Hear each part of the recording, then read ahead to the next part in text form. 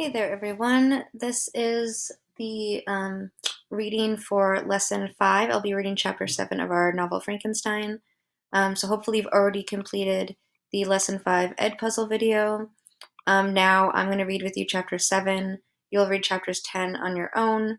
And then your focus skill today is a little more involved because you'll be writing a paragraph for me about how the author Shelley uses tone. So chapters 6, 8, and 9 will all be summaries. I'm kind of skipping a central storyline that happens in the book, just to kind of keep things simple and get back down to the main plot of the book. So first, chapter 6, a summary. Elizabeth writes a letter to Victor to update him on their family, including his 16-year-old brother Ernest, his 6-year-old brother William, and another young girl their family brought in for protection, Justine Moritz, who became employed as their housekeeper. Victor began to hate science and started studying language with Henry and was planning a trip to finally visit his family back in Geneva. Okay, so if you remember, chapter 5, where we left off, was Victor creating the monster. He created him, he was terrified of him, he ran away. His best friend Henry Clerval came to visit him, found him just like sick and panicked and freaking out. The creature is missing. It's not in his apartment anymore. And Clerval has been kind of taking care of him. Elizabeth, if you remember, is Victor's love interest. Their family took her in as a little girl and have been kind of fostering or helping raise her. So Victor's kind of grown up with her. He calls her cousin. And it looks like they've taken in another girl, Justine, and she's their housekeeper, but she was in a tough spot and they kind of took her and employed her, and she's become part of the family. So now we're picking up in chapter 7. So I'm in the Frankenstein document here. Right here, that's the same summary that was in your packet. So on my return, I found the following letter from my father.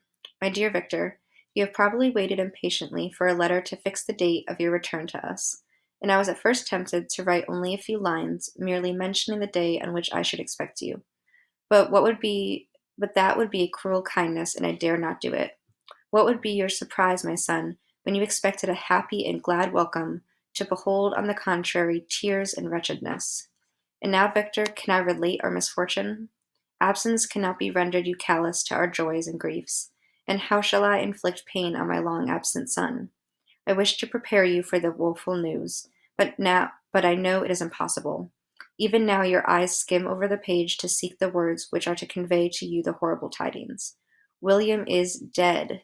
That sweet child whose smiles delighted and warmed my heart, who was so gentle yet so gay, meaning happy, Victor, he is murdered. So his father is writing a letter to him to tell him, give him a heads up so when he comes home he'll know that his 6-year-old brother William has been murdered. I will not attempt to console you, but will simply relate the circumstances of the transaction. So here's the story. Last Thursday, May 7th, I, my niece, and your 2 brothers went to walk in the Plainapolis, which is a set of mountains. The evening was warm and serene, and we prolonged our walk further than usual. It was already dusk before we thought of returning, and then we discovered that William and Ernest, who had gone on before, were not to be found. We accordingly rested on a seat until they should return. Presently Ernest came and inquired if we had seen his brother. He said that he had been playing with him, and that William had run away to hide himself, and that he vainly or without success sought for him, and afterwards waited a long time, but that he did not return. So on a stroll in the mountains, Ernest and William, the 2 brothers, ran off to play hide and seek, and Ernest has not been able to find William. This account rather alarmed us, and we continued to search for him until night fell, when Elizabeth conjectured or guessed that he might have returned to the house. But he was not there. We returned again with torches, for I could not rest, when I thought that my sweet boy had lost himself, and was exposed to all the damps and dews of night. Elizabeth also suffered extreme anguish. About 5 in the morning I discovered my lovely boy, whom the night before I had seen blooming and active in health, stretched on the grass livid and motionless. The print of the murderer's finger was on his neck. He was conveyed or carried home, and the anguish that was visible in my countenance or my face betrayed the secret to Elizabeth. She was very earnest to see the corpse. At first I had attempted to prevent her, but she persisted, and entering the room where it lay, hastily examining the neck of the victim, and clasping her hands, exclaimed, Oh God, I have murdered my darling child.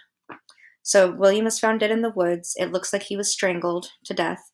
And when she sees the print around his neck, she claims that she murdered the child. She fainted and was restored with extreme difficulty. When she again lived, it was only to weep and sigh. She told me that that same evening William had tested her to let him wear a very valuable miniature that she possessed of your mother. When we go down line 83, a miniature is a small picture, presumably in a locket.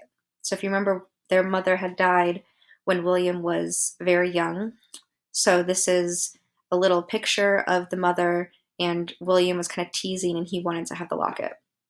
This picture is gone. It was doubtless the temptation which urged the murderer to the deed. We have no trace of him at present, although our exertions to discover him are unremitted, and they will not restore my beloved William. So Elizabeth was telling him, no, you can't have the locket, and now the locket is missing. So they assume that William was wearing the locket, and now the murderer maybe killed him to get that locket. Maybe they thought it was worth something. Come, dearest Victor, you alone can console Elizabeth. She weeps continually and accuses herself unjustly as the cause of his death. Her words pierce my heart. We are all unhappy, but will not be in an but not that be an additional motive for you, my son, to return and be our comforter? Your dear mother, alas, Victor, I now say, thank God she did not live to witness the cruel, miserable death of her youngest darling. Come, Victor, not brooding thoughts of vengeance against the assassin, but with feelings of peace and gentleness that will heal, instead of festering, the wounds of our minds. Enter the house of mourning, my friend, but with kindness and affection for those who love you, not with hatred for your enemies. Your affectionate and afflicted father, Alphonse Frankenstein. So the dad, at the end of his letter, basically tells him, don't come home pissed and looking for vengeance to murder whoever it is. Just come home calm, peaceful, and just mourn with us as we process this death. Clerval, his friend, who had watched my face, my countenance as I read the letter, was surprised to observe the despair that succeeded the joy I at first expressed on receiving news from my friends. I threw the letter on the table and covered my face with my hands. My dear Frankenstein, exclaimed Henry, when he perceived me weep with bitterness, are you always to be unhappy? My dear friend, what has happened? I motioned him to take up the letter, while I walked up and down the room in the extremest agitation.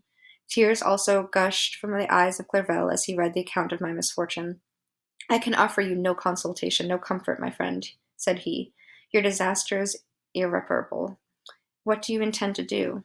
To go instantly to Geneva. Come with me, Henry, to order the horses. I skipped over some section because it just describes him and Henry's journey from Ingolstadt, Germany, where he went to college, to Geneva, Switzerland, where his family lives. He arrives home, he's greeted by his mourning father, and then he goes on a walk by the mountains to clear his head. So this is what you've missed, and now we're going to pick up with he's on the walk in the mountains. While I watched the tempest or the storm, so beautiful yet terrific, I wandered on with a hasty step. This noble war in the sky elevated my spirits. I clasped my hands and exclaimed aloud, William, dear angel, this is thy funeral, this is thy dirge. When you look down here for the word dirge, a dirge is an elegy or a lament for the dead. So the storm, lightning is happening in the sky. William yells, this is your funeral. As I said these words, I perceived in the gloom a figure which stole from behind a clump of trees near me. I stood fixed, gazing intently. It could not be mistaken. A flash of lightning illuminated the object and discovered its shape plainly to me, its gigantic stature, and the deformity of its aspect more hideous than belongs to humanity, instantly informed me that it was the wretch, the filthy demon to whom I had given life. How was he there? Could he be— I shuddered at the conception— the murderer of my brother? No sooner did that idea cross my imagination than I became convinced of its truth. My teeth shattered, and I was forced to lean against a tree for support. The figure passed me quickly, and I lost it in the gloom. Nothing in human shape could have destroyed a fair child. He was the murderer. I could not doubt it. The mere presence of the idea was an irresistible proof of the fact. I thought of pursuing the devil, but it would have been in vain, for another flash discovered him to be hanging among the rocks of the nearly perpendicular ascent of Mount Salive, a hill that bounds Plain Palace on the south. He soon reached the summit and disappeared. So he was going to chase after him, but the creature had already reached the ascent to the top of another mountain, so he was incredibly fast. So what does he see as he's going on a walk and he leans against a tree? He sees the creature, the monster, and now he's convinced himself of that truth that the monster is the one who killed his brother. So I believe you guys have a question here of what happened to Victor's younger brother. That's just kind of summing up his dad's letter, why Elizabeth blamed herself. We kind of answered that already about the locket. As Victor returns home to Switzerland, what is illuminated in a flash of lightning? What does Victor realize? That's what we just processed right there. So we have a meanwhile, and then chapters 8 and 9, and then you'll read chapter 10 on your own.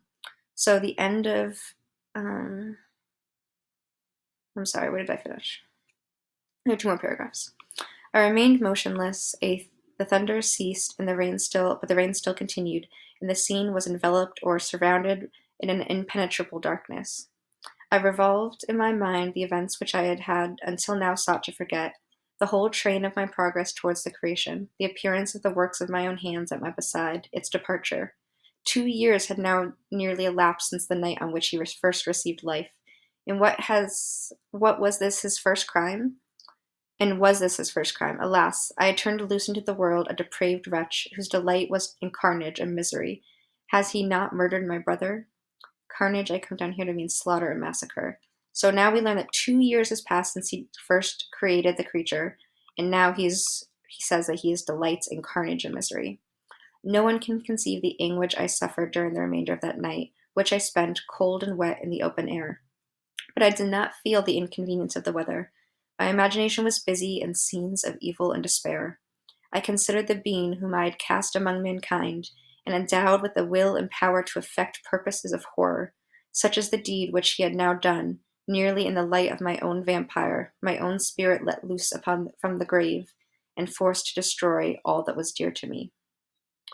So near the end of the chapter, we hear that Justine Moritz, the young girl who the Frankensteins had taken in as their housekeeper, was arrested for murdering William, since the miniature, the locket of the mother, was found among her clothes that she wore the night of the murder.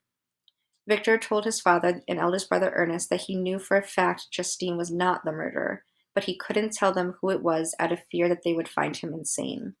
So this poor girl that they've taken in, when they find her the next day after the murder, she had among her clothing the locket, and so she's been arrested, and he tries to tell them he knows who did it, but he doesn't think they would believe him if he told them about the creature. So basically, I brush over the whole story of Justine, because chapters 8 and 9 is all about her trial. In chapter 8, she faces the court for murder of William. After an emotionally stirring trial, she confesses guilty in efforts to get a plea. However, she is charged for the murder and is sentenced to death. Victor and Elizabeth go to see her one last time before she's executed. Victor is still convinced the creature killed William and now counts William and Justine as the first hapless victims to my unhallowed arts. So now he blames himself and the creature for the death of these 2 people. In chapter 9, Victor blames himself for Justine's death and consequently enters a very deep depression. At one point, he considers committing suicide, but ultimately decides that the grief his untimely death would cause his father and Elizabeth would be too cruel. Victor lives in daily fear of the creature, but starts to take hikes in the mountain range by his house in order to find healing and peace.